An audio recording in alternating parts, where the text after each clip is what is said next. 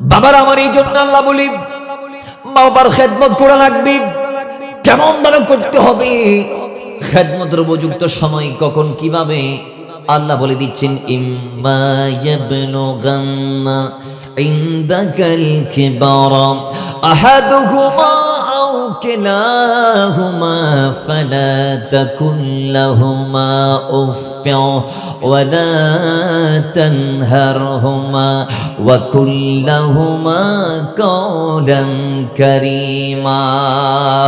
আল্লাহ রাব্বুল ইজ্জত ডাক দিয়ে বলে, হে আমার মুসলিম সমাজের যুবকরা শুনেন কান খুলে, আল্লাহ বলে ইম্মা ইয়াবলুগান্না ইনদাকাল কিবারা আহাদুহুমা আও কিলাহুমা, তোমার জীবন চলমান সময়ে তোমার আব্বা আম্মা যদি বৃদ্ধ হয়ে যায়, হোক একজন অথবা মা বাবা উভয়জন, আল্লাহ বলে আহাদুহুমা, একজনকে যদি পাও, আও কিলাহুমা, বৃদ্ধ অবস্থায় মা বাবা দুইজনকে যদি পাও, তাহলে তাদের খেদমত করো, খেদমত করো, খেদমত করো। শনিবার রবিবার সোমবার মঙ্গলবার সপ্তাহ মাস যোগ বছর তাকাইবা না দিনের দিকে রাতের দিকে। আল্লাহ বলে জীবন যতদিন আছে তুমি তোমার জান্নাতের রাস্তাকে সহজ করো মা বাবার খেদমতের মাধ্যমে। জোরে বলি সুবহান। কেন বললেন? কারণ আল্লাহর হাবিব সাল্লাল্লাহু আলাইহি ওয়াসাল্লাম বলে দিয়েছে হাদিসে নববীতে, একজন সাহাবী যখন এসে জানতে চাইল, ইয়া রাসূলুল্লাহ, আল্লাহ তা বলেছে ইম্মা ইয়াবলুগান্না ইনদাকাল কিবারা আহাদুহুমা আও কিলাহুমা, আল্লাহ তো বলেছে বৃদ্ধ অবস্থায় মা একজনকে কিংবা মা বাবা উভয়জনকে যদি পায় আল্লাহ খেদমত করতে বলেছে। আমি জানতে চাই কেমন খেদমত করব, কতটুকু খেদমত করব, কিভাবে খেদমত করব। ইয়া রাসূলুল্লাহ, আমাদের উপর তাদের দায়িত্ব কি, কিংবা আমরা তাদের কি খেদমত করব? আল্লাহর হাবিব সাল্লাল্লাহু আলাইহি ওয়াসাল্লাম বলছেন এমন ভাবে খেদমত করো যে খেদমতের দ্বারা মাও রাজি হয়, আল্লাহও রাজি হয়, এবং আল্লাহ যাতে তোমার এই খেদমতের বাদান্নতার সাদকায় তোমাকে জান্নাত দান করে। কারণ মাথায় রাখবা, রেদা রাব্বি ফি রেদাল ওয়ালিদ ওয়া সাখাতুর রাব্বি ফি সাখাতিল ওয়ালিদ। আমার নবী বলি, যারা খেদমত করে মাকে বাবাকে সন্তুষ্ট করতে পেরেছে, রাজি রাখতে পেরেছে, তাদের মালিক তাদের উপর রাজি হয়ে গিয়েছে। জিসকা কোই সানি নহি কে वो नबी हमारा है, जिसका कोई सानी नहीं वो नबी हमारा है। मुस्तफ़ा की अज़मत क्या हद है ना किनारा है। भाई जिसका कोई सानी नहीं वो नबी हमारा है, जिसका कोई सानी नहीं वो नबी हमारा है। मुस्तफा की मेरे आका की अज़मत क्या हद है ना किनारा है। रब्बुल आलामीन डाक दिए बोले, हाबिब আমার, या रसूल अल्लाह, وقضى ربك ألا تعبدوا إلا إياه وبالوالدين إحسانا। আল্লাহ বলে, ইয়া রাসূলুল্লাহ, আমার বান্দারা অন্য কারো কদমে সিজদা দিতে পারবে না। আমার বান্দা যেন আমার জমিন আমার ইবাদত করি, আমার বান্দা যেন আমারে মানে, আমার বান্দা যেন আমি খোদারে বাদ দিয়ে অন্য কারো ইবাদত না করে। ইয়া রাসূলুল্লাহ, এরপরে আমি আমার বান্দাদেরকে আরেকটি ডিউটি দিলাম। সেই ডিউটিটা হচ্ছে কি জানেননি? আল্লাহ বলে, ওয়াবিল ওয়ালিদাইনি ইহসানা। আল্লাহ রাব্বুল ইজ্জত ডাক দিয়ে বলে, হাবিব আমার, ইবাদত আমার করার পরে আমার বান্দা কি আমি আরেকটি ডিউটি দিলাম।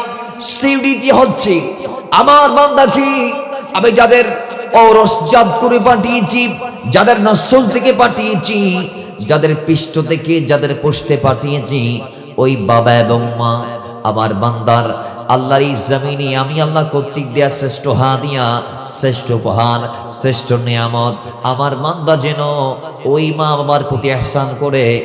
কারণ আমি আল্লাহ রাব্বুল আলামিন আমার বান্দাকে ইবাদত হিসেবে যা যা দিয়েছি, সব ইবাদত যদি আমার বান্দা এগুলা যদি আমার দরবারে পাঠাইতে চায়, বান্দা যদি তার আমলগুলারে কবুল করাইতে চায়, বান্দা যদি চাই আমার 1 টাকা দান মালিকের দরবারে কবুল হোক, আমার একটা সিজদাও যেন মালিক কবুল করে, আমার একটা তাসবিহ যেন বিফলে না যায়, একটা রুকু যেন বিফলে না যায়, আমার 1 টাকার দানও যেন বিফলে না যায়। আল্লাহ বলে বান্দা যদি এটা চাই, ওয়াকাদা রাব্বুকা আল্লা তা'বুদু ইল্লা ইয়্যাহু ওয়া বিল ওয়ালিদাইনি ইহসানা। আল্লাহ বলে আমার বান্দা যদি তার ইবাদতগুলো আমি আল্লাহর দরবারে পাঠাইতে চাই, পৌঁছাইতে চাই, কবুল করাইতে চাই, তাহলে বান্দা যেন আমার ইবাদতের পরে তার মা বাবার খেদমত করে। জোরে বলি সুবহান। ইবাদতের পর খেদমত কার? মা বাবার। বলেন ইহসান কার? মা বাবার। আল্লাহ কেন তার ইবাদতের পরে মা বাবার কথা বললেন? বাবার আমার তানবীহুল গাফিলিনের মধ্যে এসেছে। এছাড়াও এই হাদিস কালাম আল্লাহ নবীর গোলাম আল্লামা ফকি আবুল্লাহ সামারকান্দি তানবীহুল গাফিলিনের ৭৭ নং পৃষ্ঠার মধ্যে কোট করেছেন হাদিস কালাম। হাদিসের রাবি হযরত আনাস ডাক দিয়ে বলে, মদিনাতুত তাইয়্যিবার মধ্যে একজন পুরুষ ছিল, যুবক সাহাবী, যার নাম ছিল আলকামা। তার নামাজ রোজার কোনো ঘাটতি ছিল না, দানের হাতের এমন প্রখরতা প্রশস্ততা ছিল যে তার দানগুলা পরিমাপ করা যাবে না, কাউন্ট করা যাবে না, গণনা করা যাবে না। এমন একজন সাহাবী, যুবক সাহাবী, হঠাৎ একদিন দেখা গিয়েছে তার অসুস্থতা বাড়ল। যুবক সাহাবী এখনো যুবক, বয়সের চাপ এখনো হয় নাই, বয়সটাও বাড়ে নাই, কে জানে কার মৃত্যু কখন চলে আসে। আজকেও আপনারা দেখছেন অসংখ্য আল্লাহর বান্দারা অল্প অল্প বয়স আমাদের ছেড়ে বিদায় নিচ্ছে, পরপারের বাসিন্দা হয়ে যাচ্ছে। সেফ হযরত আলকামা যুবক সাহাবী সবে মাত্র বিয়ে করেছে, কিছু বছর হয়েছে, দেখা গিয়েছে অসুস্থ। এমন ভাবে একদিন অসুস্থতা বেড়ে গেল, স্ত্রী আশঙ্কা করতে লাগলো আমার স্বামী বোধহয় আর বাঁচবে না, আমার স্বামীর বোধহয় ডাক চলে আসতেছে, আমার স্বামী বোধহয় আর জমিনে থাকবে না, বোধহয় আমার স্বামী জমিন থেকে বিদায় নিবে। এবার তিনি কি করলেন? রাসূলুল্লাহর কদমে গেলেন, ইয়া রাসূলুল্লাহ, আমার স্বামী এরকম এরকম অবস্থায় বাড়ির মধ্যে রেখে আমি আপনার কদমে এসেছি, ইয়া রাসূলুল্লাহ, আমার মন আমাকে বলছে স্বামী আর বেশিক্ষণ থাকবে না, তার একটু কালমার তালকিন দেয়া লাগবে। ইয়া রাসূলুল্লাহ, আপনি তো বলেছেন কোন একজন মৃত্যু শয্যায় যদি চলে যেতে চায় অথবা কারো যদি সাকারাত শুরু হয়ে যায়, লাকিনু মাউতাকুম, ইয়া রাসূলুল্লাহ, আপনি তো বলেছেন মাইয়াতদেরকে কালমার তালকিন দিতে, আপনি তো বলেছেন লাকিনো, তোমরা তোমাদের ভাইদেরকে, তোমরা তোমাদের বাবাদেরকে কালমার তালকিন দাও। মৃত্যু শয্যায় মাইয়াতের কানে কানে গিয়ে তোমরা কালমা পাঠ করো, পড়ো লা ইলাহা ইল্লাল্লাহু মুহাম্মাদুর সাল্লাল্লাহু আলাইহি ওয়াসাল্লাম। ইয়া রাসূলুল্লাহ, ও নবী, আপনি বলেছেন কালমার তালকিন দিতে। ইয়া রাসূলুল্লাহ, আমি চেষ্টা করেছি কিন্তু পারি নাই, আপনার কদমে এসেছি, রাসূল আপনি একটা ব্যবস্থা করেন। আল্লাহ নবী বলে ঠিক আছে, আমি আমার প্রতিনিধিদেরকে পাঠাই দিচ্ছি। আল্লাহ নবী ডাক দিলেন, কে আছো? আলকামার বাড়িতে যাবা, আলকামারে কলমার তালকিন দেবা। মাওলা আলী হাত তুললেন, হযরতে বেলাল হাত তুললেন, হযরতে আম্মার হাত তুললেন, হযরতে সালমান হাত তুললেন। চারজন সাহাবী লাব্বাইক ইয়া রাসূলুল্লাহ বলে যখন হাত তুলে দিয়েছি, আল্লাহর নবী এবার ডাক দিয়ে বলে, যাও তোমরা আলকামার বাড়িতে যাও, গিয়ে তাকে তোমরা কালমার তালকিন দাও। চারজন রাসূলুল্লাহর গোলাম, চারজন আমার নবীর সাহাবী আলকামার বাড়ির মধ্যে গেলেন। আলকামার এবার কালমার তালকিন দেওয়ার চেষ্টা করলেন, এক একজন চেষ্টা করলেন। আলী চেষ্টা করলেন, বেলাল চেষ্টা করলেন, আম্মার চেষ্টা করলেন, সালমান চেষ্টা করলেন। চারজন সাহাবী চেষ্টার পর যখন পারে নাই, তারা যখন আলকামার মুখের জড়তা দূর করতে পারে নাই, আলকামারা যখন তারা কলমা শরীফ পড়াইতে পারে নাই, এবার তারা বলে, আর আমরা ঘরের মধ্যে বসে থাকলে হবে না, যাও যাও, আমাদের চারজনের ভিতর থেকে একজন গিয়ে রাসূলুল্লাহর কদমে এই খবরটা পৌঁছিয়ে দাও, যেহেতু আল্লাহর নবী রাহমাতুল লিল আলামিন আমাদেরকে পাঠিয়েছে, আমরা যে পারি নাই সেটাও রাসূলকে জানাতে হবে। জোরে বলি সুবহানাল্লাহ। বেলাল বলে আমি গেলাম। বেলাল দৌড় মারলেন, আল্লাহ নবীর কদমে গিয়ে সবিস্তারের সব বর্ণনা করলেন। নবীজি ডাক দিয়ে বলে, বেলাল তুমি আমারে বলো আলকামার বাসায় কে কে আছি? বেলাল ডাক দিয়ে বলে, ইয়া রাসূলুল্লাহ আমি আলকামার মারে দেখেছি, তার মা। ইয়া রাসূলুল্লাহ আমি তার ঘরের মধ্যে তার মারে দেখেছি। নবীজি বলে, যাও যাও মাকে তলব করো, মা যদি আসতে পারে আসতে বলবা, মা যদি আসতে না পারে, মার যদি আসার সামর্থ্য না থাকে তাইলে মার আসার দরকার নাই, আমি রাসূল নিজের পায়ে হেঁটে মার কদমে যাব।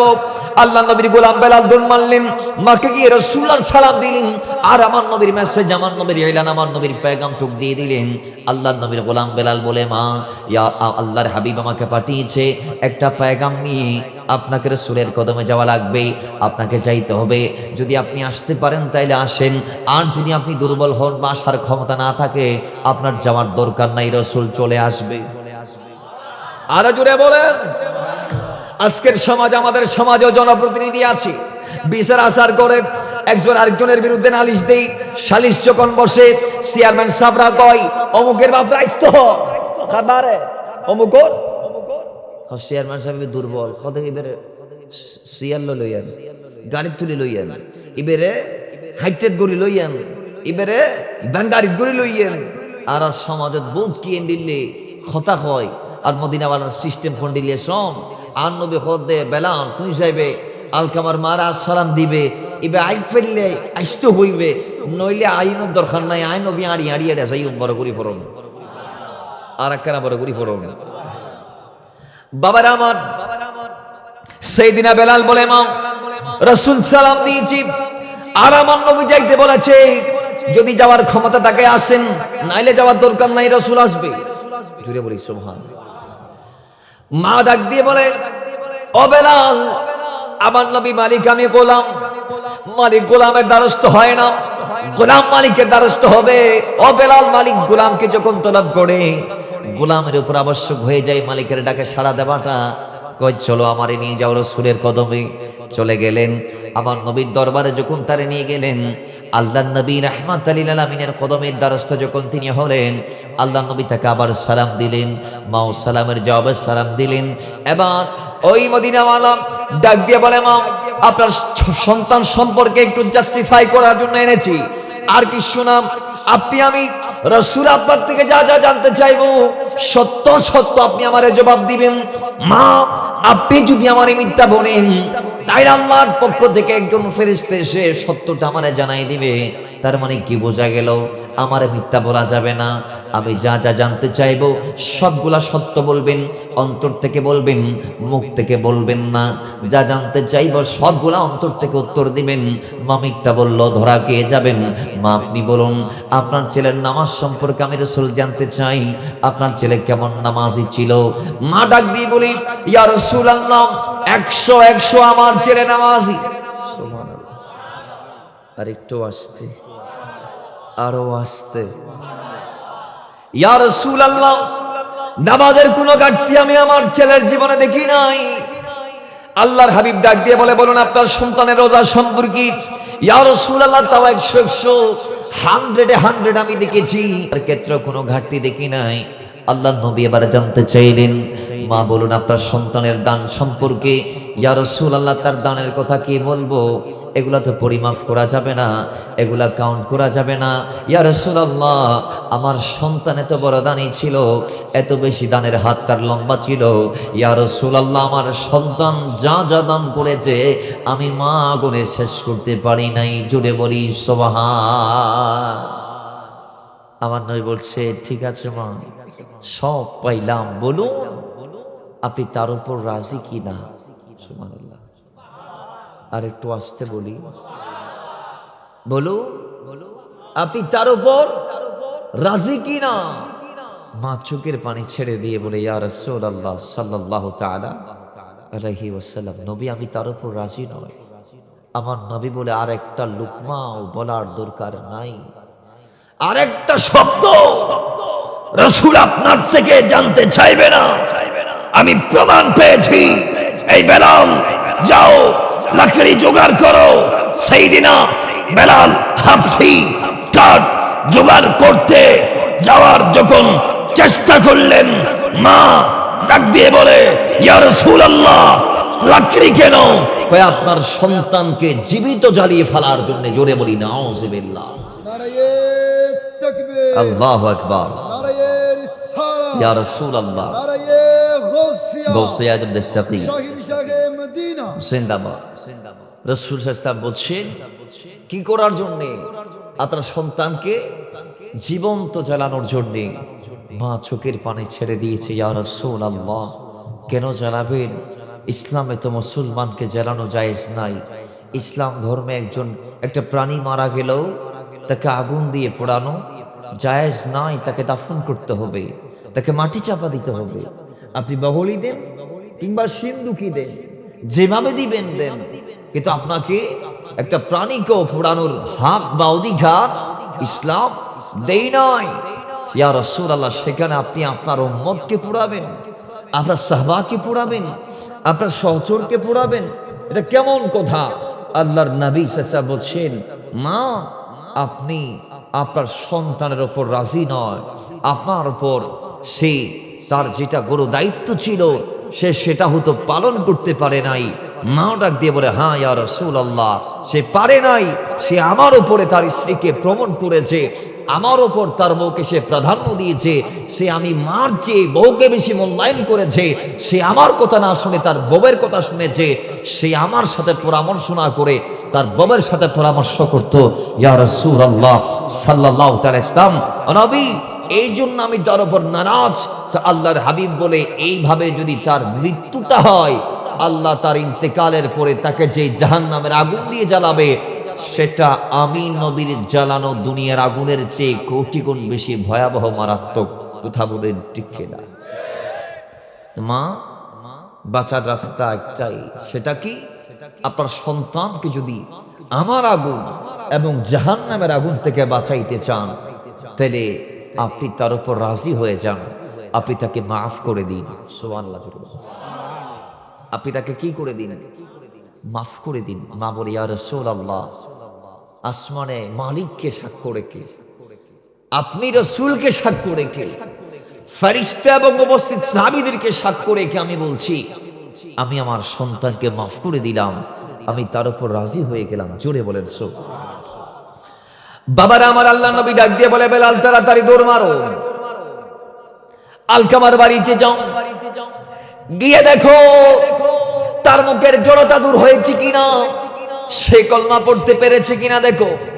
বেলাল বলে, রাসূল বলতে দেরি, আমি দৌড় মারলাম। দৌড় মেরে আমি তার ঘরে প্রবেশ করতে পারি নাই।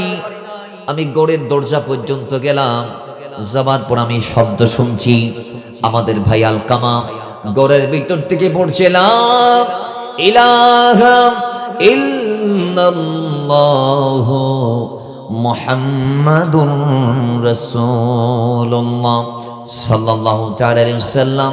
কয় আমার ভাই আলকামার ঘরের দুয়ারে গিয়ে আমি দেখতে পাইলাম আলকামা কালমা পড়ে জান্নাতের মেহমান হয়ে গেল।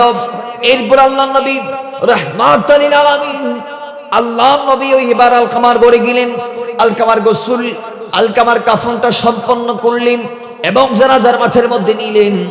এরপরে দাফন দেওয়ার জন্য আল্লাহর নবী তাকে কবরস্থানে নিয়ে গেলেন। রাসূল তার দাফন কাজ শেষ করলেন। এবার আমার নবী ডাক দিয়ে বলে, এই আলকামার জানাজায় আগত আমার সাহাবারা, তোমরা একটু থামো, তোমরা আজকে একটু বাড়িতে পড়ে যাইও, আমি রাসূল তোমাদের সাথে কিছু কথা বলবো। সুবহানাল্লাহ, জোরে বলেন। সাহাবায়ে কেরাম দাঁড়িয়ে আছেন, আল্লাহ নবী বক্তব্য দিলেন। রাসূল সাল্লাল্লাহু আলাইহি ওয়াসাল্লাম ডাক দিয়ে বলে, এ আমার সাহাবারা, শুনে নাও, শুনে নাও, তোমরা যদি তোমাদের নামাজ কি, তোমাদের রোজা কি, তোমাদের দান সাদকা কি, তোমাদের সমস্ত আমলগুলোকে যদি তোমরা রবের দরবারে পাঠাইতে চাও, তোমরা যদি তোমাদের আমলগুলোকে মকবুল করাইতে চাও, তাহলে শুনে নাও, ওয়া কাদা রাব্বুকা আল্লা তা'বুদু ইল্লা ইয়াহু ওয়া বিল ওয়ালিদাইনি ইহসানা। তোমরা তোমাদের রবের ইবাদতের পরে তোমরা মা বাবার খেদমতের আঞ্জাম দাও। কারণ যদি আলকামার মতো তোমাদের আম্মা আব্বার খেদমতের ক্ষেত্রে যদি কোনো ত্রুটি বিচ্যুতি ঘাটতি হয়ে যায়, আল্লাহর কসম তোমাদের নামাজ রোজা তোমাদের কোনো কাজে আসবে না, তোমরা মৃত্যু মুখে কালমা পড়তে পারবে না, আল্লাহর লানত তোমাদের উপর পড়বে। মৃত্যু সজ্জায় ইমানি মৃত্যু নসিব হবে না, সুতরাং ইমানি মৃত্যু চাইলে তোমরা আমার খেদমত করো। তোমরা তোমাদের নামাজকে কবুল করাইতে চাইলে কার খেদমত করো? মা বাবার খেদমত করো। এজন্য আল্লাহ তার ইবাদতের পরে মা বাবার কথা বলেছেন। কিন্তু আজকের সমাজ আমরা দেখছি সেই মার কদর আমরা করতে পারি? কথা বলতে হবে, আমরা কদর করতে পারি? আমাদের এটা মুসলমান সমাজ, ঠিক কি না? এখানে কি হিন্দুরা আছে আশপাশে? নাই। তাহলে মুসলিম সমাজ আপনি দেখেন আজকে যেই একটা মারাত্মক ভাইরাস ছড়িয়ে ছিটিয়ে গেছে, সেটা হচ্ছে বিয়ের পরপর সন্তান মা বাবার থেকে স্ত্রীকে নিয়ে জুদা হয়ে যায়, আলাদা হয়ে যায়, ঠিক কি না? জুড়ে বলেন। ইসলাম স্ত্রীকে তালাক দেওয়ার সিস্টেম দিয়েছে, মা বাবাকে তালাক দেওয়ার সিস্টেম দেয় নাই। মাথায় রাখবেন, যেই স্ত্রী মা বাবার থেকে আপনাকে তালাক দিতে বলবে, ইসলাম বলেছে তুমি সেই স্ত্রীকে তালাক দাও, ঠিক কি না? কথা বলতে হবে, ঠিক কি না? আজকের সমাজ আমরা দেখছি আমাদের দেশের যুবকগুলা, যে মা খাইয়ে পড়িয়ে পেটে নিয়ে, যে বাবা একেবারে নিজে না পড়ে সন্তানকে পড়িয়ে, নিজে না খেয়ে সন্তানকে খাইয়ে কোলে পিঠে করে নিয়ে নিজের মাথার গাম পায়ে ফেলাই, অর্থ করি কামাই রোজগার করে সন্তানকে মানুষের মতো মানুষ করিয়ে, মা বা নিজের টাকায় সন্তানকে বিয়ে করিয়েছে। বিয়ের 3 মাসের মাথায়, 5 মাসের মাথায়, 1 বছর, 2 বছর, 5 বছরের মাথায় আমরা দেখছি সেই সন্তান মা বাবাকে ফেলে অন্য জায়গায় চলে যাচ্ছে, ঠিক কিনা? জোরে বলে। মা বাবা 60 জন সন্তানদের সমান তালে পালন করছে, কিন্তু সন্তান বড় হয়ে স্ত্রীকে নিয়ে ভাগ হয়ে গেছে। 4 ভাই মিলে মার দায়িত্ব কেউ নেই নাই, বাবার দায়িত্ব কেউ নেই নাই। এই বলতেছে আর সংসার বাড়িয়ে গিয়ে আমা তুই আর বাবর লইতা হ, তুই মাইজে মিয়ে লইতা হ, তুই আর কুললে মিয়ে লইতা হ, তুই গুঁড়ো মিয়ে লইতা হ, আইন ফারি দমা। দেখেন মাকে বোঝা মনে করে আমার সন্তান আজকে মা বাবাকে ভাগাভাগি করে ফেলে। এই একটা পরিবারে মনে করেন 4 জন সন্তান আছে, বাগাবাগি হয়ে গেছে। বড় মিয়া দিবে 5,000, ছোট মিয়া দিবে 5,000, কুইল্লা মিয়া মাইজা মিয়া দিবে 5 করে 10,000। তাহলে 20,000 টাকা আব্বা আম্মার জন্য মান্থলি খরচ হিসেবে বরাদ্দ। কিন্তু এরপরও তারা নিজের ডেকসির ভাত মা বাবার খাওয়াইতে বা খাওয়ার দিতে রাজি। মাঝপথে মাসের 18 তারিখ মা বাবার টাকা শেষ।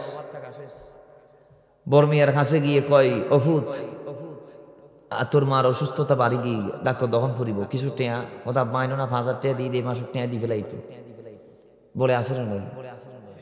বলেন আসে নাই? আল্লাহর লানত আমাদের কতটুক নিকটে চলে আসতেছে। আমরা যে মা বাবাকে নৈরাশ করে করে আমরা যে নিজেদেরকে নিজেরাই ধ্বংস করে দিচ্ছি।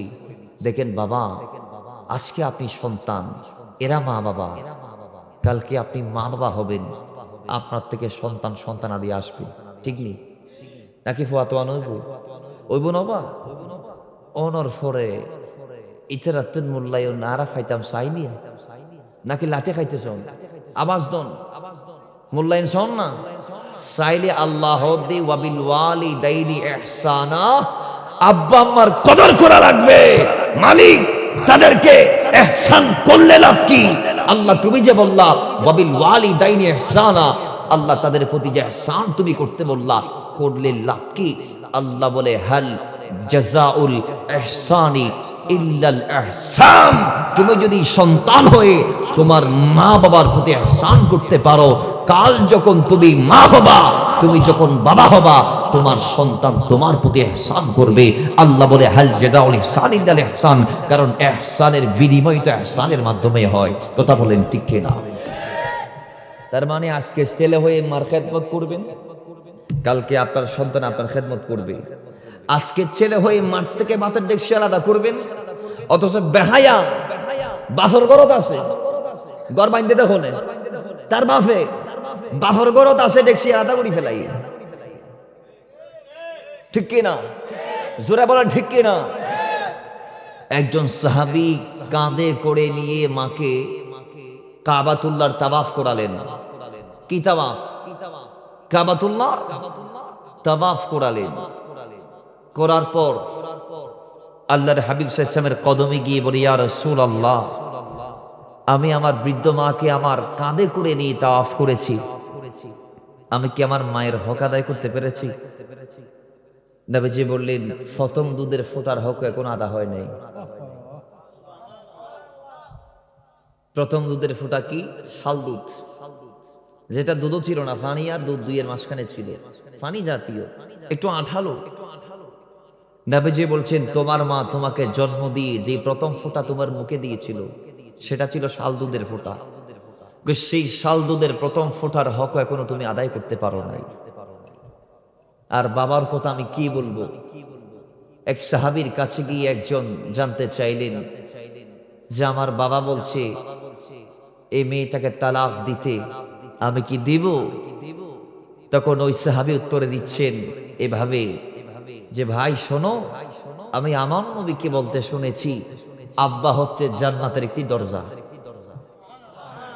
বাবা হচ্ছে জান্নাতের একটি দরজার নাম। তুমি চাইলে তোমার বাবা অর্থাৎ জান্নাতের দরজাকে সংরক্ষণ করতে পারো, চাইলে ধ্বংস করতে পারো। মা জান্নাতের নাম। নবীজি বলছেন, মায়ের সন্তুষ্টের ভিত্তিতে জান্নাত মিলবে, মার কদমের নিচেই তোমার জান্নাত আছে। ফাইন্নাল জান্নাতা ইনদা রিজালাই, ইন্নাল জান্নাতা তাহাতা আকাদামিল উম্মাহাত। একজন সন্তানের জান্নাত আল্লাহ মক্কা এবং মদিনায় রাখে নাই, রেখেছেন তার মায়ের কদমের নিচে নিচে নিচে। কথা বলেন ঠিক কিনা? কিন্তু আজকে আমাদের ছেলেরা কি মার কদর করতে পারে? বিশেষ করে এই এই এই বয়সের ছেলেগুলা মার উপর সেতি যায়, মার আওয়াজের উপর বড় আওয়াজে কথা বলে, কারণ তারা বড় হচ্ছে। এখনই তারা শাঁসারে শাঁসা মনে করে না, তালতো ভাই মনে করে। আব্বারে মনে করিতে বড় ভাই, আর বড় ভাইরে মনে করিতে ছোট ভাই। মা কথা বললে শুনে না, বাবা কথা বললেও শুনে না। এলাকার মুরব্বীদেরকে দেখলেও আগে সালাম দিত, বুড়ো তাইতে ইয়া সালাম হতে। ঠিক কিনা জুড়ে বলেন? মানে ছেলে যখন বালেগ হচ্ছে, একটু বড় হচ্ছে, বাসটিতে বেঞ্চেস, ঈদের দিন দুনিয়া বেঞ্চেস, দুর্দর্শ টাইপের হয়ে যাচ্ছে আজকের ছেলেগুলা। আপনি দেখবেন আগের জামানায় যেগুলা ছিল, আপনাদের জামানার ছেলেগুলা আপনাদেরকে দেখলে আরেক রাস্তা দিয়ে চলে যাইতো। এমনকি আমরা নিজেদের কথা বলছি, আমি আমার কথা বলছি। আমরা যখন এলাকায় যাই, আমাদেরকে দেখার জন্য মানুষ বীর করে, বীর। আজকের মাহফিল আমার লাইভ চলছে, প্রত্যেক দিনের মাহফিলে লাইভ হয়। আমার এলাকার মানুষ সহ 64 জেলার মানুষ আমাদেরকে দেখছে, দেশ প্রবাস থেকে মানুষ আমাদেরকে দেখে। এরপরও যখন আমরা কোথাও যাই, আমরা যখন এলাকায় যাই, আমাদের মুরব্বী বলেন, যুবক বলেন, সবাই আমাদেরকে দেখতে ভিড় করে। আমরা আমাদের ঘাটার সামনে দিয়ে যখন কারোর সাথে কথা বলি, আমরা যখন আজ করতে পারি, রাস্তার মাথা দিয়ে আব্বু আসতেছে, আল্লাহর কসম আজব দিয়ে এখনো আমরা রাস্তায় আর দাঁড়াই না, আব্বুকে দেখার সঙ্গে সঙ্গে আমরা বাড়ির ভিতর প্রবেশ করে ফেলি। আজকের সমাজ আমাদের যুবকদের ভিতরে এগুলো আছে। আমরা বাড়ির বাইরে যাওয়ার সময় মা বাবার কদম চুমা খায়, আমরা বাড়ি যাওয়ার পরপরই মাকে সালাম করি, মার কদম বুঝি করি, কদম বুঝি মানি, কদম পে চুমা লাগা না, মার কদমের সাথে দুই হুটকে বসাই দিয়ে চুমা দেওয়ার নাম হচ্ছে কদম বুঝি। মার কদমের চুমা আমার দেশের যুবকরা দিতে পেরেছে? বলেন না? ঘন্টার পর ঘন্টা আজকে যুবকরা মোবাইলে গার্লফ্রেন্ডের সাথে কথা বলে, ঘন্টায় 25 বার আই লাভ ইউ বলে, নিজের মারও কোনোদিন আই লাভ ইউ বলে নাই। 14 ফেব্রুয়ারি গার্লফ্রেন্ড তার থেকে গোলাপ পায়, নতুন শাড়ি পায়, কিন্তু নিজের মাটা খন না। মা কোথায় আজকের সমাজ? আজকে কি আমরা মা বাবার কদর করতে পেরেছি? না। তাহলে সমাজটাকে আল্লাহর ওয়াস্তে ধ্বংসের দিকে ঠেলে দিবেন না। আপনি যদি পরিবর্তন হন, আপনাকে দেখে আপনার ভাই পরিবর্তন হবে, আপনার ভাইকে দেখে, আপনার পরিবারকে দেখে আপনার সমাজ পরিবর্তন হবে। জিসকা কোই সানি নহি কে वो नबी हमारा है, जिसका कोई सानी नहीं वो नबी हमारा है। मुस्तफ़ा की अज़मत क्या हद है ना किनारा है। भाई जिसका कोई सानी नहीं वो नबी हमारा है।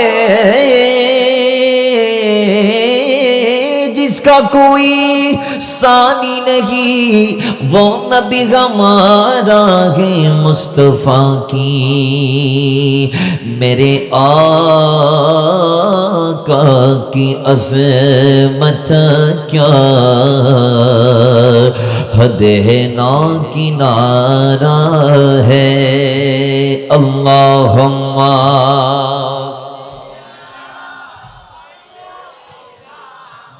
मौलाना मुहम्मद व अला आली सय्यिदना। तोरे पे कहा रब ने लन तरानी मूसा।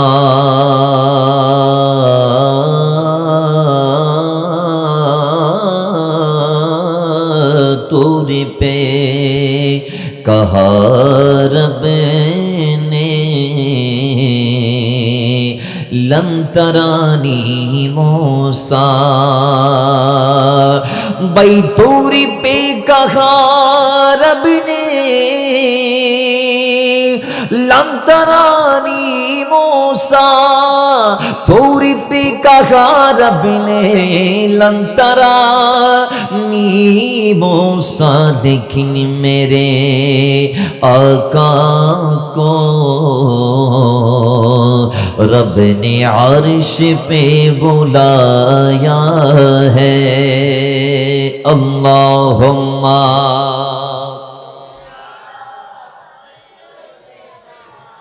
मौलाना मुहम्मद व अला आली सय्यिदना। বাবার আমার এই জন্য আল্লাহ বলি মা বাবার খেদমত করা লাগবে। কেমন ভাবে করতে হবে, খেদমতের উপযুক্ত সময় কখন কিভাবে আল্লাহ বলে দিচ্ছেন। ইম্মা ইয়াবলুগান্না ইনদাকাল কিবারা আহাদুহুমা আও কিলাহুমা ফালা তাকুন লাহুমা উফফিন ওয়ালা তানহারহুমা ওয়া কুল লাহুমা কাওলান কারীমা। আল্লাহ রাব্বুল ইজ্জত ডাক দিয়ে বলে, হে আমার মুসলিম সমাজের যুবকরা শুনেন কান খুলে। আল্লাহ বলে ইম্মা ইয়াবলুগান্না ইনদাকাল কিবারা আহাদুহুমা আও কিলাহুমা।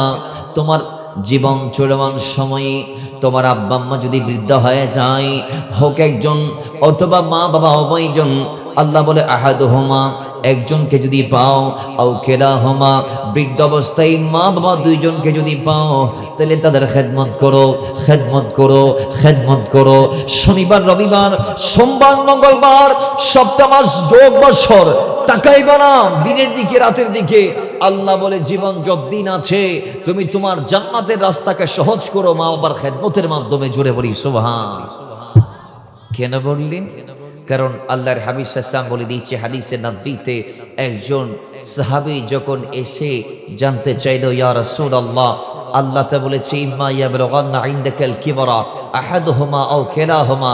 আল্লাহ তো বলেছে বৃদ্ধ অবস্থায় মা একজনকে কিংবা মা বাবা উভয়জনকে যদি পায় আল্লাহ খেদমত করতে বলেছে।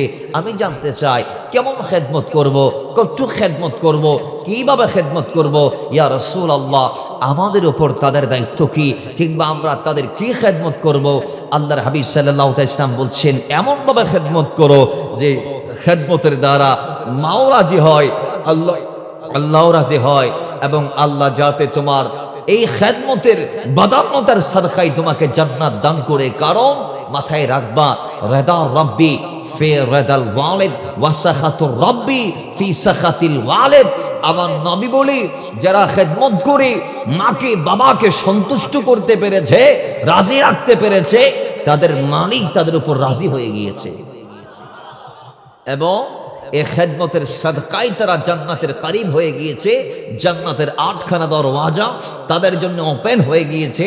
যুগে যুগে কালে কালে তাওরাত থেকে শুরু করে ইনজিল পর্যন্ত প্রত্যেক কিতাবে আল্লাহ যে মা বাবার খেদমতের কথা বলেছে, মুসা করিমুল্লাহ, ঈসা রুহুল্লাহ, দাউদ খলিফাতুল্লাহ, ইব্রাহিম খালিলুল্লাহ, এইভাবে নূহ নাজিউল্লাহ থেকে শুরু করে ইসমাইল জাবিহুল্লাহ থেকে শুরু করে প্রত্যেকটা নবী এবং তাদের নিজ নিজ কিতাবে আল্লাহ যে দায়িত্ব উম্মতদের জন্য, সবার জন্য আল্লাহ দিয়েছে, সেটা হচ্ছে, হে নবীরা, আপনারা আপনাদের উম্মতদেরকে মা বাবার খেদমতের শিক্ষা দেন, মা বাবার খেদমতের টিকা দেন, মা বাবার পরিচর্যার কথা উম্মতদেরকে শিখিয়ে দেন। বাবার আমার, আল্লাহর হাবিব বলছেন, সেই মা বাবাকে যদি কেউ খেদমতের মাধ্যমে রাজি রাখতে পারে, মালিক তার উপর রাজি হয়ে গিয়েছে। মাথায় রাখবেন, অন্যত্রে আল্লাহর হাবিব ইরশাদ করছেন, মা বাবা কে জানো? হুমা জান্নাতুকা ওয়া নারুকা। তোমার মা তোমার জান্নাত, তোমার বাবা তোমার জান্নাত, তোমার মা তোমার জাহান্নাম, তোমার বাবা তোমার জাহান্নাম।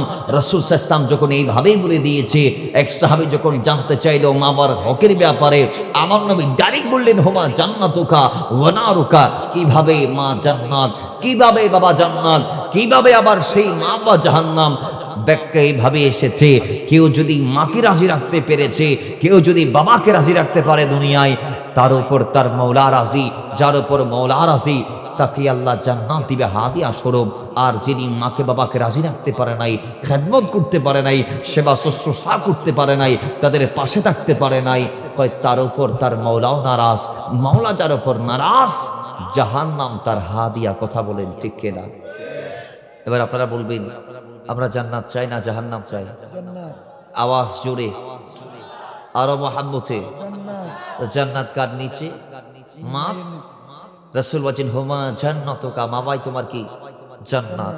তাহলে খেদমত, যে খেদমতের সাদকায় জান্নাত মিলবে মা বাবার, সেই খেদমত আমরা করতে চাই কি চাই না? একটু আওয়াজ দিয়ে বলি, চাই কি চাই না? আজকের সমাজ আমরা দেখি, আমাদের দেশের ছেলে মেয়েগুলা মায়ের গলার উপর আওয়াজ বড় করে কথা বলে। মাথায় রাখবেন, তিনি ওই মা যিনি আপনার মুখের বুলি ফুটিয়েছে, যিনি আপনাকে কথা বলা শিখিয়েছে। সেই মায়ের আগে যাবেন না যেই মা আপনাকে পথ চলা শিখিয়েছে। সেই মায়ের আওয়াজের উপর আওয়াজ করবেন না যিনি আপনাকে আওয়াজ করা শিখিয়েছে। সেই মায়ের উপরে কথা বলবেন না যেই মা আপনাকে কথা বলা শিখিয়েছে। মাথায় রাখবেন বাবা, দুনিয়ার জমিনের যারা আপনার আপন হিসেবে আপনি আশপাশে দেখছেন, কোনো না কোনো স্বার্থের জন্য আপন হয়েছে, কোনো না কোনো স্বার্থের জন্যই কাছে ভিড়েছে। স্বার্থ শেষ, খোদা হাফেজ, পাশে আর পাবেন না। কিন্তু মা হচ্ছে ওই মা, যেই মা স্বার্থ ছাড়া, কোনো বিনা বাধ্যবাধকতা ছাড়া, শর্ত ছাড়া, স্বার্থ ছাড়া সন্তানের জন্য জীবনটা কোরবান করে দেয়। মা আমাদের প্রত্যেকের ঘরে আসে না? 24টা ঘন্টা অন ডিউটিতে কে থাকে? মা। কিভাবে? সকালবেলা সবার আগে মা উঠে আমাদেরকে ডেকে, আমরা বাথরুমে যখন যাই মা আমাদের জন্য নাস্তা বানায়, ঠিক কিনা? একটু আওয়াজ দিয়ে বলেন ঠিক কিনা? সন্তান টয়লেট থেকে বের হয়েছে, খাবার টেবিলে খাবার রেডি, আসমান থেকে বন্যা সলুয়া তো আসে নাই, এটা তো মায়ের হাতের রান্না, ঠিক কিনা? জুড়ে বলে, এটা তো জান্নাত থেকে আসে নাই, এটা মায়ের হাতের রান্না। সন্তান খাইল, মা খাওয়া শেষে প্লেটগুলা পরিষ্কার করলো, সন্তানকে পরিপাটি করে স্কুলে পাঠাইল। সন্তান স্কুলে গেল, মা আবার তার জন্য দুপুরের খাবার এবার প্রসেস চলছে, রেডি চলছে। সন্তান আসলো, এসে দেখে খাওয়ার টেবিলে খাবার কে সাজিয়ে রেখেছে। তা আসমান থেকে ফেরেশতা এসে কি সাজাইছে না মা সাজাইছে? হতা ক্ষণে সাজাই দে। সন্তান খাইলো, মা পরিষ্কার করলো, সন্তান ঘুমাইলো। আসরের টাইমে আবার মা নাস্তা রেডি করছে, সন্তান কি দিবে বলে। মাগরিবের পর সন্তান পড়তে ব্যস্ত, মা রান্নার ঘরে সন্তানের জন্য রান্না করতে ব্যস্ত। লেখাপড়া শেষে সন্তান রাতের খাবারটা গ্রহণ করলো, সন্তান ঘুমাইতে যাবে, গিয়ে দেখে বেডটাকে রেডি করে রেখেছে, বিছনাটা পরিপাটি লাগছে। কে করেছে? মা করেছে। এবার সন্তান ঘুমাইলো, মা এবার আস্তে আস্তে করে রান্না করে গিয়ে টুকটুক শব্দ করে তরকারিগুলা আবার গরম টরম করে একেবারে সবগুলা ক্লিয়ার করে ঘরটা একেবারে মুছে টুচে সাফ করে মা এবার সবার করে ঘুমাইতে গেল। পরদিন সকালে আবার সবার আগে মা উঠে গেল। তাহলে 24টা ঘন্টা একটা পরিবারে যিনি অন ডিউটিতে থাকে, যার ডিউটি 24 ঘন্টা চলমান, তিনার নাম মা। যার কোনো নির্দিষ্ট লিমিট নাই, লিমিটেশন নাই, 24 ঘন্টা ওভার টাইম। দুনিয়ার প্রত্যেকটা ওয়ার্কার দিন শেষে তার স্যালারি পায়, ঠিক নেই? কতক্ষণ ঠিক কি না? প্রত্যেকটা ওয়ার্কার দিন শেষে তার স্যালারি পায়। জীবনে কোনোদিন মারে বেতন দিছিলেন মা? একটা মাস কাজ করছো আমার জন্য, 15,000 টাকা স্যালারি নাও, দিছিলেন কোনোদিন? দিছিলেন কোনোদিন? আপনার আব্বা দিছিল ওয়াইফে কোনোদিন? দেয় নাই। তাহলে একমাত্র শর্ত ছাড়া, স্বার্থ ছাড়া যিনি আপনার জন্য খাচ্ছেন, এখন অনেকে বলবেন হুজুর আরো মা বাপরা খামাইনো দিননি, তো দুনিয়াত বহুত সন্তান অন্ধ, বদির লোলা, বোবা ইত্যাদি ইত্যাদি নয়ের মাই নফালের ফয়নি না গলাসি বিমারি ফেলার কথা কন না ফয়নুন কি মা ইবিতে আর ফয়বে তো শোক নাই, ইবে তো কোনোদিন আর মাহু ডাকিন নারিব মুখর বুলি নাই, বুবা ফয়বে রে কি আল্লাহ মা মারি ফেলেই না, খন না ফাইলে না ফালিবে রে, বড় গজি না করে ইবের পাশে মা আছে না নাই? আচ্ছা, অথচ আপনার স্ত্রী আপনার সফলতা দেখে আপনার পাশে এসেছে। আল্লাহর কসম করে বলছি, আপনি ফতের ফকির হয়ে যান, দেখি আপনি গিয়ে আপনার স্ত্রীর কাছে গিয়ে বলবেন আমি তোমাকে বিয়ে করতে চাই, আপনাকে বাইরে এরে বাসার থেকে বাইর করে দিবে না? ওরে না মারিব, অত রাস্তার ফুর আমি কত বিয়ে করতে পারা, ঠিক কি না? কথা এখন ঠিক কিনা?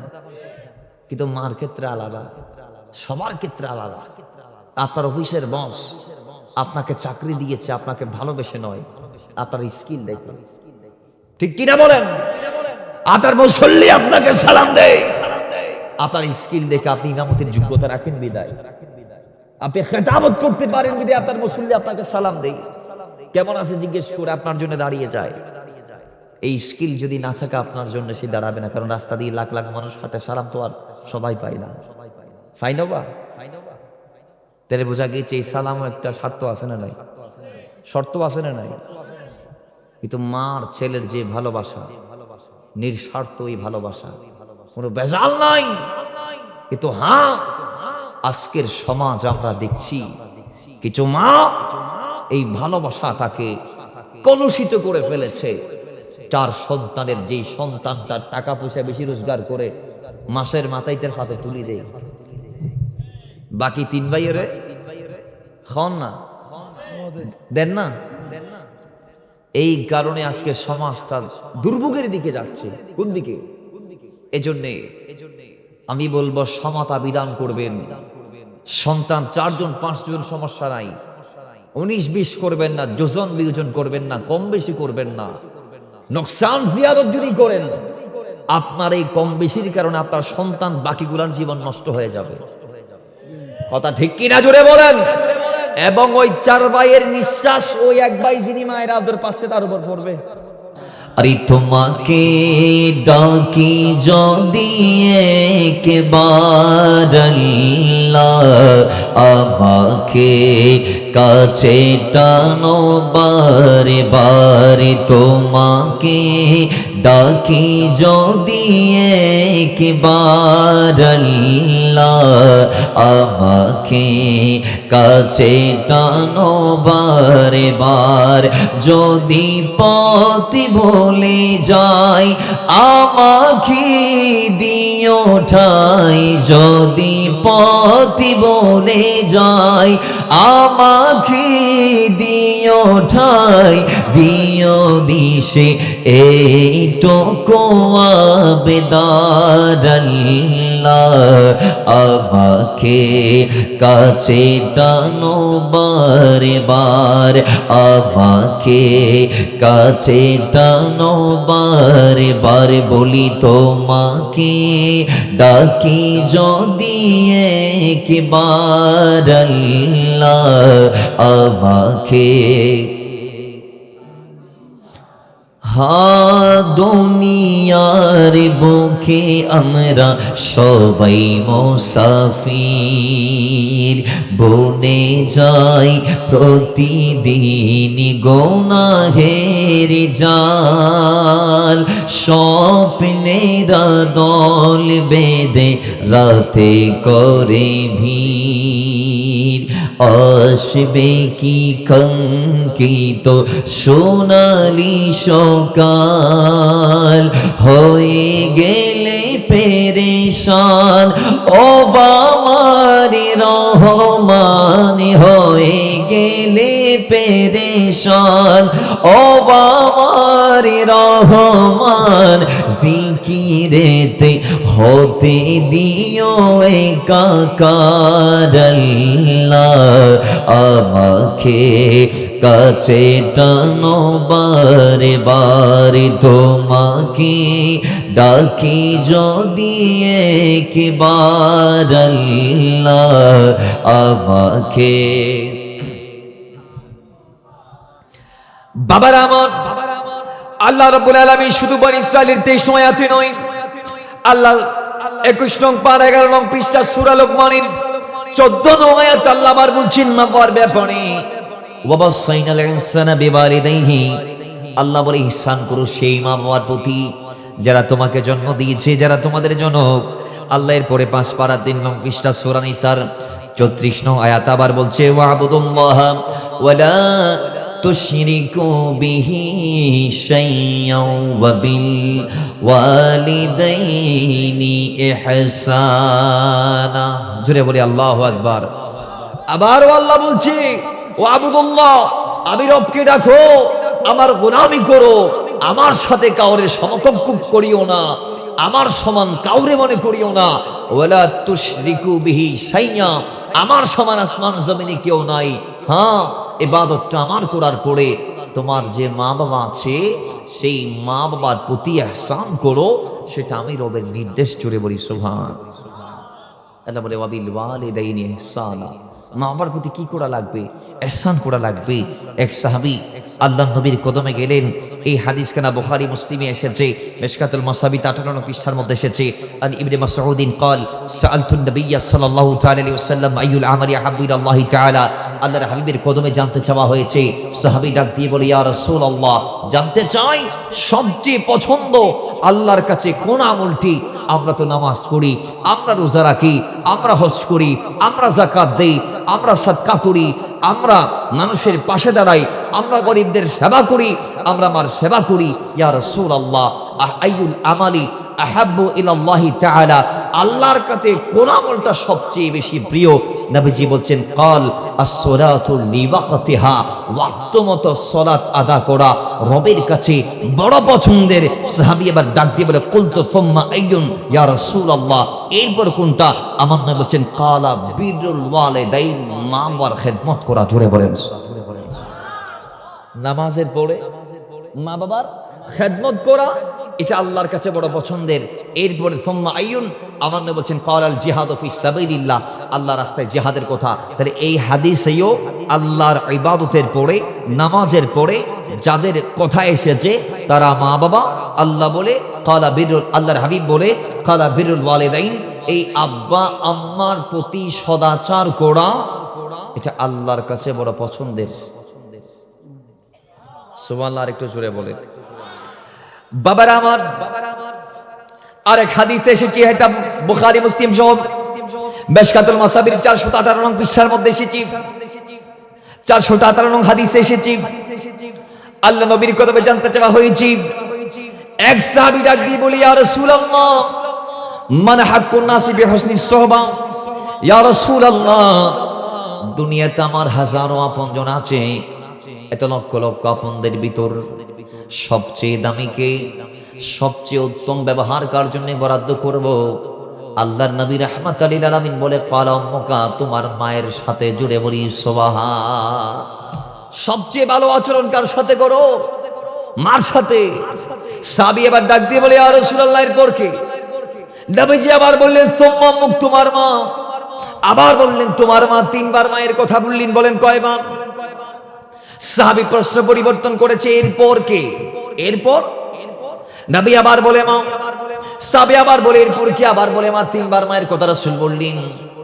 আল্লাহর নবীর সাহাবী এবার জানতে চাইলেন এরপর কে? কয় তোমার বাবা। এরপর কে? তোমার আত্মীয় স্বজন। তাইলে মা একজন। রাসূল বললেন তিনবার মায়ের কথা কেন বললেন? মুফাসসিরগণ মুহাদ্দিসগণ বলে আল্লাহর নবী রাহমাতুল লিল আলামিন চারটি কারণে তিনবার মায়ের কথা উল্লেখ করেছে। বলেন কয় কারণ? চার কারণ। তন্মধ্যে এক নং কারণ মা। ওই মা যে মা সন্তানকে 10টি মাস পেটে রেখেছি। 2 নং কারণ মা ওই মা যে মা সন্তানকে জীবন বাজি রেখে দুনিয়াতে এনেছি। 3 নং কারণ মা ওই মা যে মা সন্তানকে নিজের জীবনকে বিসর্জন দিয়ে মানুষের মতো মানুষ করেছে। 4 নং কারণ মা ওই মা যে মা সন্তানকে 2টা বছর দুধ খাইয়েছে। রাসূল সাল্লাল্লাহু আলাইহি ওয়াসাল্লামের গোলামরা বলে এই 4টি কারণে আল্লাহর নবী রাহমাতুল লিল আলামিন 3বার হাদিসে নববীতে মায়ের কথা বলেছে। তার মানে বোঝা গিয়েছে দুনিয়ার মুসলমান, আজকে আমরা যে বাবার সাথে সুন্দর সুন্দর কথা বলি, আমরা যে আজকে বন্ধু বান্ধবদের সাথে সুন্দর সুন্দর কথা বলি, মূলত এই সুন্দর ব্যবহার যিনি প্রথমেই পাবে তিনি হচ্ছে মা। কথা বলেন ঠিক কিনা? জোরে বলেন। বন্ধুর সামনে গেলে একেবারে মাতির নফারি গরদ গলিলে আওয়াজ বড়ই যায়। মার থেকে চাইলেন, মা দিতে পারে নাই, সঙ্গে সঙ্গে মার সাথে খারাপ ব্যবহার করে ফেলে আমার সন্তানগুলা। মাথায় রাখবেন, নিজের জান্নাতটাকে জাহান্নাম বানাবেন না,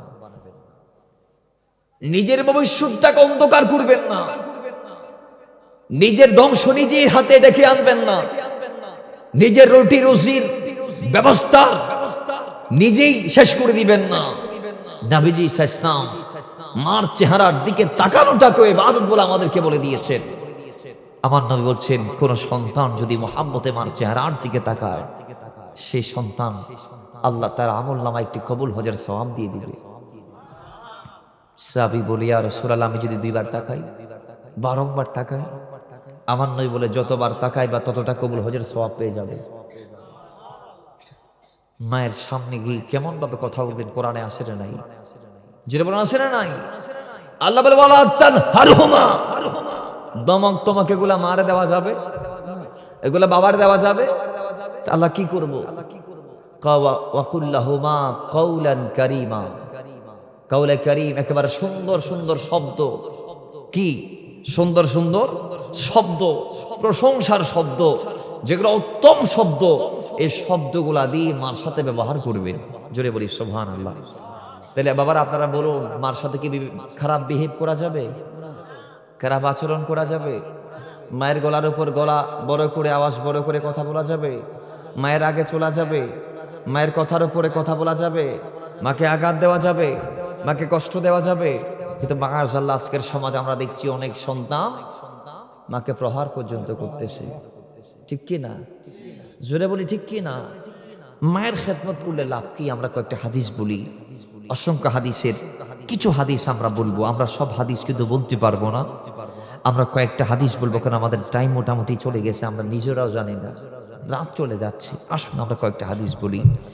যে হাদিস কানা ইবনে কাসির রাহিমাহুল্লাহ তিনি তাফসীর ইবনে কাসিরের মধ্যে, তাফসীরে রুহুল বায়ানের মধ্যে এসেছে, ইবনে কাসিরের তাফসীর ইবনে কাসিরে নয়, তাফসীরে রুহুল বায়ান এসেছে 8ম খণ্ডের 476 নং পৃষ্ঠায়। বলেন 8ম খণ্ডের 476 নং পৃষ্ঠায়, এবং রওজুর রিয়াহিনের মধ্যে 263 নং পৃষ্ঠায় এসেছে হাদিস কানা যে আল্লাহর নবী সুলাইমান আলাইহিস সালাতু ওয়াস সালামকে আল্লাহ একদা নির্দেশ দিলেন, সুলাইমান তুমি একটু সমুদ্র তীরে যাও। কোথায়? সাগরের তীরে। এখানে খাল আছে না, সাগর আছে না? সাগর আছে, যদিও এদিক থেকে সাগর দেখবেন না। সাগর দেখতে হলে আমাদের মাতার বাড়ির বিচে যাইতে হবে, ঠিক কিনা? সাগর দেখতে হলে আপনাকে কক্সবাজার বিচে যাইতে হবে। সাগর দেখতে হলে আপনাকে একেবারে কুতুবদিয়ার পশ্চিমে যে বেড়িবাঁধ আছে সেখানে যাইতে হবে। মাতার বাড়ির পশ্চিমে, ধলকাটার পশ্চিমের বেড়িবাঁধ আপনাকে যাইতে হবে। তাই আসুন, আল্লাহ বললেন, হে নবী, আপনি একটু আপনার সঙ্গ যারা আছে এদেরকে নিয়ে আপনি একটু কোথায় যান? সাগরের তীরে যান, সাগরের পাড়ে যান। নবী সুলাইমান আলাইহিস সালাতু ওয়াস সালাম গোটা কায়নাতের বাদশা, লক্ষ লক্ষ সৈন্যদেরকে নিয়ে, লক্ষ লক্ষ জিনদেরকে নিয়ে সাগরের তীরে গেলেন। যাওয়ার পরে তিনি ডানে বামে তাকায়, দেখি আল্লাহর নিদর্শন দেখে না। তা আল্লাহ বলে, আমি আপনাকে নিদর্শন দেখাবো। সাগরের তীরে যান। সাগরের তীরে গিয়ে যখন নিদর্শন দেখতে পায় না, তা একজন জিন্নে ডাক দিলেন, এ জিন, তোদের ভিতর শক্তিশালী কে, তার একটু বের করে দে। একজন শক্তিশালী জিনকে তারা বাছাই করলো, ইনি শক্তিশালী। একটু তুই সাগরের ভিতর ডুব দে, সেখানের তলদেশে গিয়ে যদি আল্লাহ নিদর্শন দেখোস, তাহলে সেটা আমার জন্য বের করে নিয়ে আয়। জোরে বলেন সুবহানাল্লাহ। জিনকে বলতেছে, সাগরের ভিতর ডুব মারি, নিচে গিয়ে নিদর্শন দেখলে আমার জন্য কি করো, নিয়ে আসো। বাবার আমার, তিনি ডুব মারলেন। শক্তিশালী জিন সাগর ভেদ করে অনেক নিচে চলে গেলেন। জিনটা অনেক দূর যাওয়ার পরে যখন কিছু দেখে নাই, তিনি আমার উপরে এসে ডাক দিয়ে বলে, ও নবী সুলাইমান আলাইহিস সালাতু ওয়াস সালাম, অনেকটা পথ আমি পাড়ি দিয়ে সাগরের তলদেশে গিয়েছি, তেমন কিছু আমি দেখতে পাই নাই যেটা আল্লাহর নিদর্শন আমি আপনারে দেখাবো, আমি কিছু দেখি নাই। সুলাইমান নবী বলে, তোর দ্বারা হবে না, এর চেয়ে পাওয়ারফুল কে আছে তারে বাইর কর। আরেকজন হাত তুলে কয়, হুজুর আমি আছি। সুবহানাল্লাহ জুড়ে বলেন, হুজুর আমি আছি। সুলাইমান নবী বলে, ডুব দাও, সাগরের ভিতর আল্লাহ নিদর্শন পাইলে বের করে নিয়ে আসুক। তিনি ডুব মারলেন।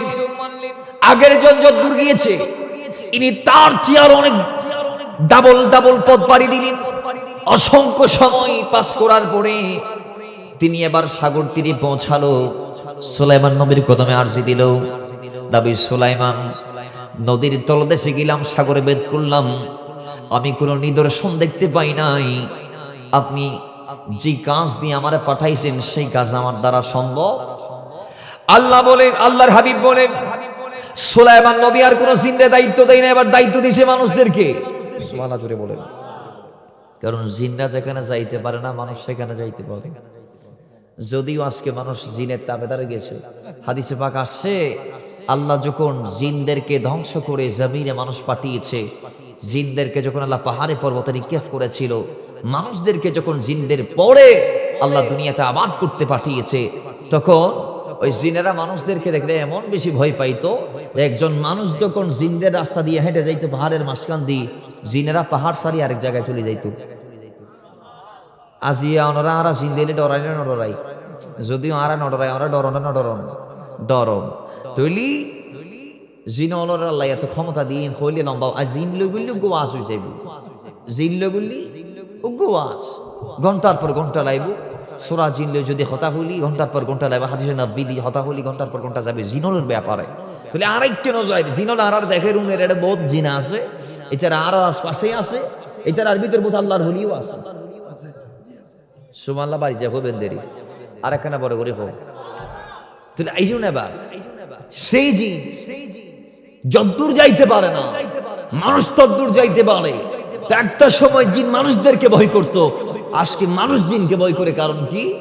মানুষ যখন জিনদের কাছে গিয়ে হাত পাতা শুরু করে দিছে, মানুষ যখন পাহাড়ে পর্বতে গিয়ে বলতেছে, ও জিনের দেবতা আমার একটু বাসায় নাও, ঠিক নেই?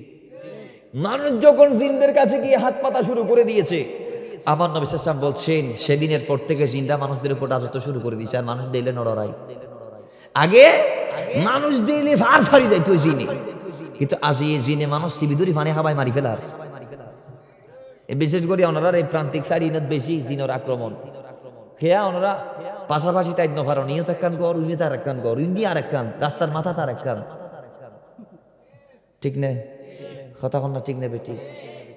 এখানে জিনের আক্রমণ একটু কি খন নবা ডরে বেশি হইন না পারতে কত জোর আধা মতো দড়ি ফেলাইলে অন হতে লাগে তো জিনে ওয়াজুনের তৈলি ইতারা হদ্দা আসে কিল্লা হইছি আর হয় যদি দড়ি ফেলাই আসার গো মারি দিলি এ বাসাইবো হনে চিন্তা করেই এন করতে লাগবো নবা আল্লাহ আছে না নাই জোরে বলি জোরে বলি জোরে বলি আমাদের জন্য আল্লাহই যথেষ্ট ঠিক কি না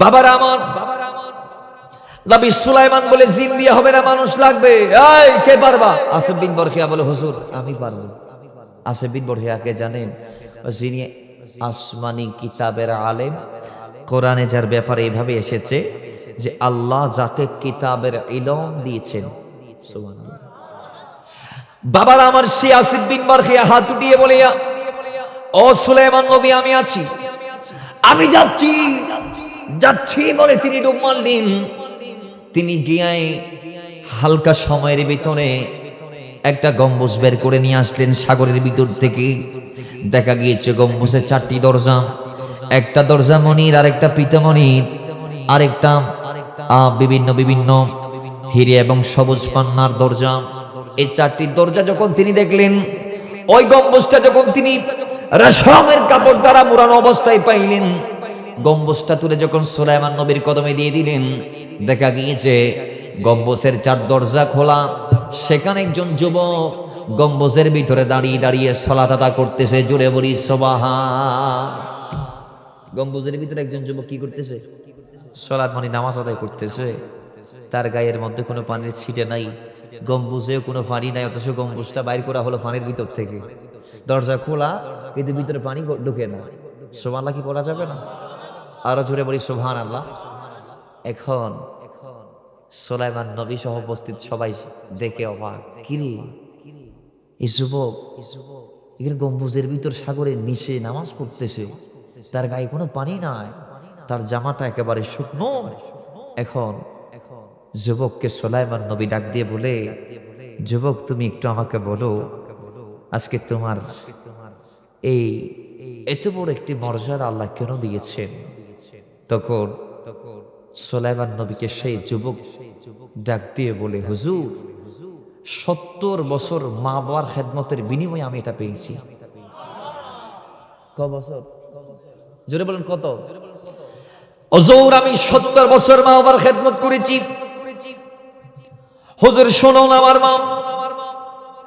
আমার বাবা ছিলেন পক্ষাঘাতগ্রস্ত রোগী মা ছিলেন অন্ধা আমার বাবার অসুখ মায়ের অসুখ একদিন আমার বাবা মারা যাওয়ার পরে আমি যখন আমার মায়ের খেদমত করছিলাম ইন্তেকালের আগে আগে আমার মা দৃষ্টি শক্তি নাই চোখে দেখে না অন্ধ মা আমারে দোয়া করে দিয়েছে আল্লাহুম্মা আতিল ওমরা ওয়ালাদি ফি তাআতিক আয় আল্লাহ যে সন্তান দীর্ঘ 70 বছর ধরে আমার খেদমত করেছে আল্লাহ আমি মা দোয়া করছি আমার সন্তানের বয়সটা তুমি বাড়িয়ে দাও আল্লাহ আমার সন্তান যেন দীর্ঘ বয়স ধরে তোমার গোলামি করতে পারে জোরে বলি সুবহানাল্লাহ আল্লাহ আমার সন্তানের হায়াত বাড়িয়ে দাও সে যেন তোমার গোলামি করতে পারে দীর্ঘ বছর সুলাইমান নবী বলে এরপরে আমার মা মারা গেল আমি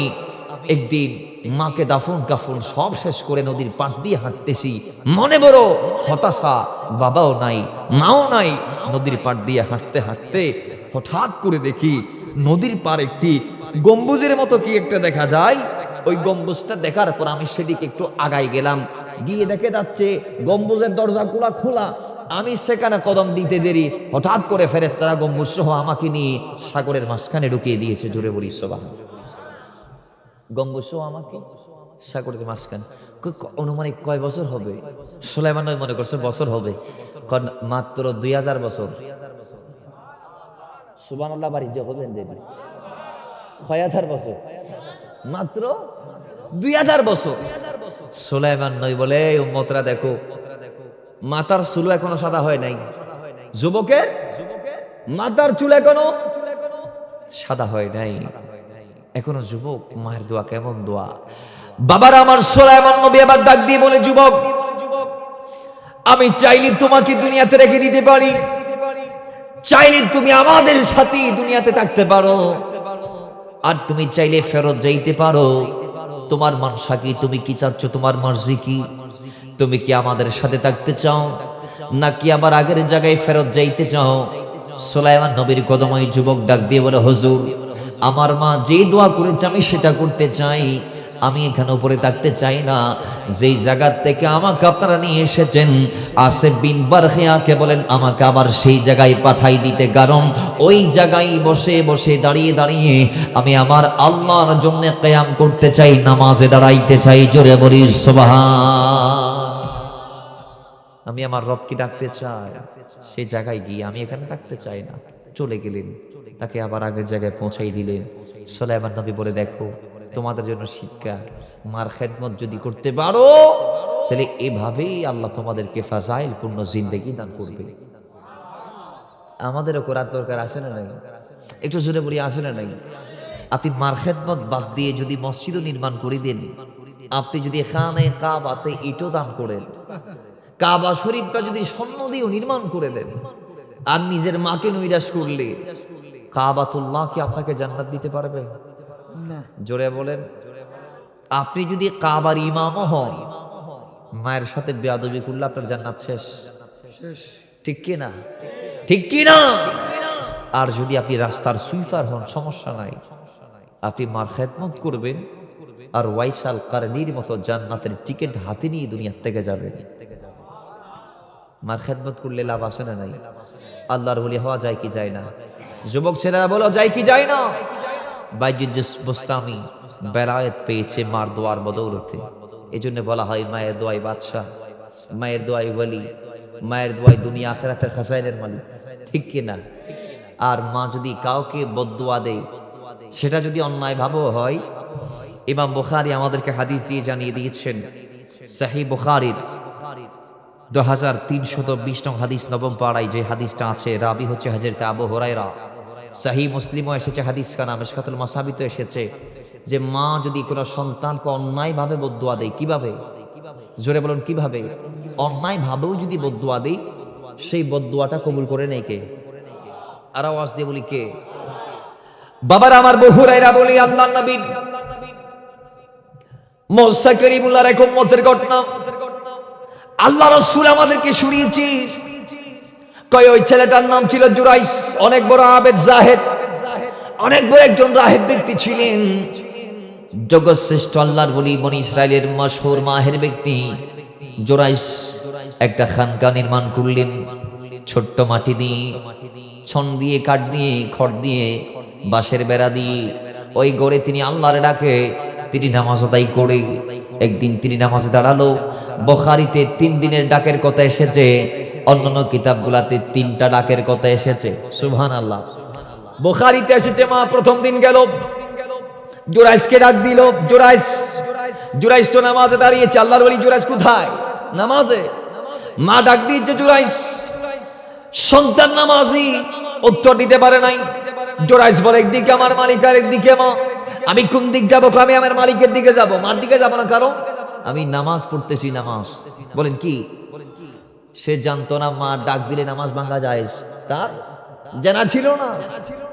মা যে ডাক দিলে নামাজ ভাঙা যায় সেটা তার জানা ছিল না।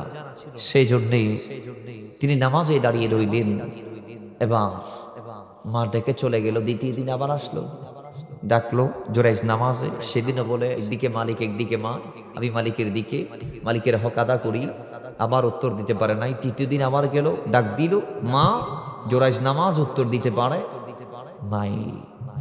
এবার দেখেন বাবা, মা যখন 3 বার দেখেছে, জুরাইস যখন 3 দিনেই উত্তর দিতে পারে নাই, মায়ের মনে আঘাত আসছে কিনা? আমি আমার সন্তানকে পরশু এসে ডাকলাম, কালকে এসে ডাকলাম, আজকে এসে ডাকলাম, 3 দিন এসে ডেকেছি, আমার সন্তান ঘরে আছে, আমি দেখছি, আর নড়াছড়া আরো আমি তার আশ করতে পারছি, কিন্তু সে আমার ডাকে সাড়া দিচ্ছে। মা বদদুয়া দিয়ে ফেলেছে, আল্লাহ জুরাইসকে তুমি নষ্ট একজন পতিতালয়ের নারীর হাত দিয়ে লাঞ্ছিত করাই তারপর মৃত্যু দিবা। মা যখন বদদুয়া করে দিয়েছে, এখন যে কথা সেই কাজ। জোরাইস অল্প দিনে তার আমলের কথা চারদিকে ছড়াই গেছে। বুখারীতে এইভাবে এসেছে,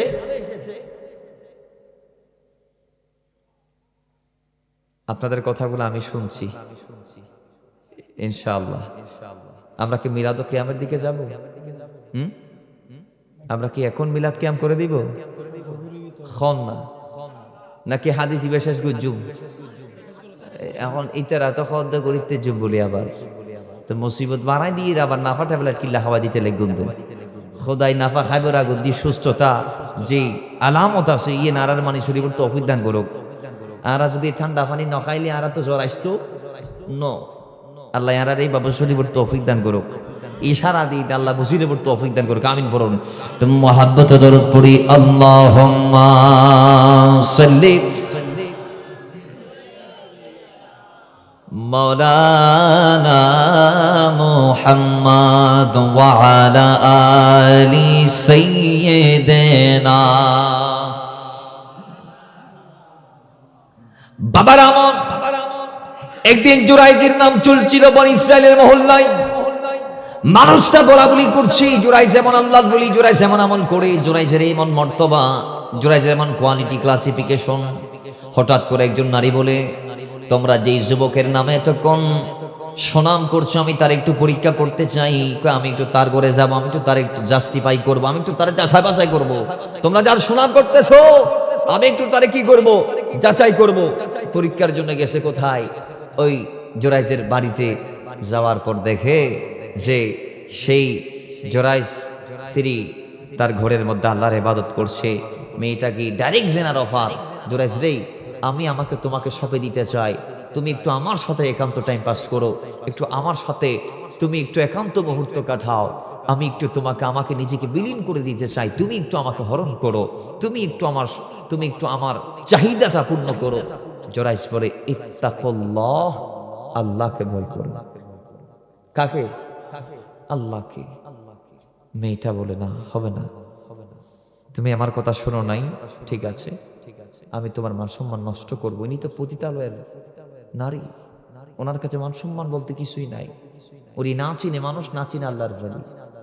এখন জোরাইজের হুজরার পাশ দিয়ে একজন রাখাল যাচ্ছিলেন, তাকে তিনি নিজের জন্য সঁপে দিলেন। তার জন্য নিজেকে যখন সে সঁপে দিয়েছে, রাখালটা তার সাথে একান্ত টাইম পাস করলেন, উভয় বেবিচারে লিপ্ত হলেন। সেই বেবিচার থেকে একজন নবজাতক শিশুর জন্ম হলো। নাউজুবিল্লাহ জুড়ে বলি। এখন যখন একটা ছেলে দুনিয়াতে চলে এসেছে, সেই ছেলেটাকে নিয়ে ওই মেয়ে গ্রামের যারা আছে তাদের কাছে গিয়ে কয়, দেখো জোরাইজে তোমরা ভালো মানুষ মনে করো, আমি তো কিছুদিন আগে বলছিলাম আমি তারা পরীক্ষা করবো, পরীক্ষায় ফেল গেছে, এটা আমার সাথে কি করছে? বেবিচার করছে। দেখো ওয়ালা তো জেনা, এটা জেনার সন্তান। বুখারীর বর্ণনা 2320 নং হাদিস, নবম পারা, রাবি আবু হুরায়রা। দেখো গ্রামের মানুষ আর 19-20 চিন্তা করে নাই, কয় জোরাইজ তাড়াতাড়ি কি করবা করো। সবাই গিয়ে তার ঘরকে ভেঙে দিয়েছে, তাকে হাতটা বেঁধে জনসম্মুখে হাজির করানো হলো। একেবারে লাস্ট ওয়াকিয়া, ইমানের কানটা লাগান, জীবন হতে আমাদের পরিবর্তন হতে বলে। হযরতে জোরাইজ হাত পা বেঁধে তাকে হাজির করলেন, জানতে চাইলেন কেন করলাম, কি করলাম? এই মেয়ে বলতেছে তুমি নাকি তার সাথে কি করছো? বেবিচার করছো, জেনা করেছো। ফমা সন্তান সহ নিয়ে এসেছে মেয়েটা, ছেলেটাকে দেখাইলো। এবার প্রমাণ সহ যখন জোরাইজ দেখলো, জোরাইজ বলে এখন যদি আমি তাওরাত জাবুর ইনজিল সবগুলা দড়ি মাথায় নিয়ে যদি এদেরকে বলি যে আমি এর সাথে টাইম কাটাই নাই, এটা আমার ছেলে নাই, তারা বিশ্বাস করবে? তোমরা একটা কাজ করো, আমার একটু উজু করার সুযোগ দাও, আমি একটু 2টা রাকাত আদা করে তারপর তোমাদেরকে ফয়সালা দিচ্ছি। সুবহানাল্লাহ। বাবারা আমার জোরাইজ ওযু করে নামাজ দাঁড়িয়ে গেলেন। নামাজ দাঁড়িয়ে আল্লাহর ওলি জোরাইজ এবার নামাজ শেষ করে মালিকের দরবারে হাত তুলে বলে, আল্লাহ আমার মা বদদুয়া করেছে, আমি জানি মা বদদুয়া করেছে এই মর্মে যে আমার সন্তানকে তুমি বেশ্যা মহিলার হাতে লাঞ্ছিত করাও। আল্লাহ তুমি দোয়া কবুল করে নিয়েছো, বদদুয়া কবুল করে নিয়েছো। কিন্তু দোষটা আমার ছিল না, আমি নামাজের মধ্যে ছিলাম। মা ডাক দিয়েছে, মায়ের জবাব দিতে পারি নাই। আল্লাহ, আমি তোমার কাছে কিছু চাই না, আমি আমার হারানোর সম্মানটা ফেরত চাই মালিক। কয় আল্লাহ তখন জোরাইজের অন্তরে ইলহাম করলেন, আল্লাহর বলি জোরাইজ, তুমি একটা কাজ করো, দুনিয়ার কারোর সাথে কোনো কথা বলিও না। ওই মহিলা যেই নবজাতকের দায়ভার তোমার গায়ে ছাপাই দিচ্ছে, তুমি ওই সন্তানের সাথে কথা বলো, আমি আল্লাহ ওই নবজাতকের জবান দিয়ে ফাইসালা করাবো। জুড়ে বলি সুবহান।